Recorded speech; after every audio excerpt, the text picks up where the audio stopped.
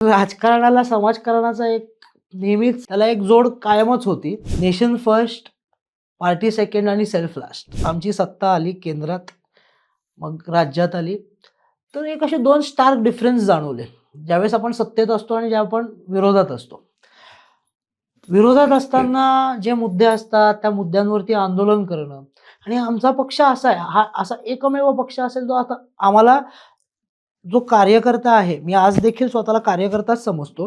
कोरोनाच्या काळात आम्ही आंदोलनं केली, माझ्या अंगावर राजकीय खटले आहेत. आमचा पक्ष हा असा पक्ष आहे जो कार्यकर्त्यांचा पक्ष आहे. जेव्हा नदीला पूर येतो ते पाणी पूर्ण वस्तीत यायचं, लोकांना स्थलांतर करायला लागायचं, लोकांच्या घरात पाणी शिरायचं. माझ्या प्रभागातल्या माता भगिनींसाठी माझ्या आईने वडारवाडी सारख्या वस्तीमध्ये एक बहुमजली अत्याधुनिक हॉस्पिटल बांधलं. तिथे पार्किंगला जागा भेटत नाही, हो, तिथे ट्रॅफिकची मोठी समस्या आहे. हो.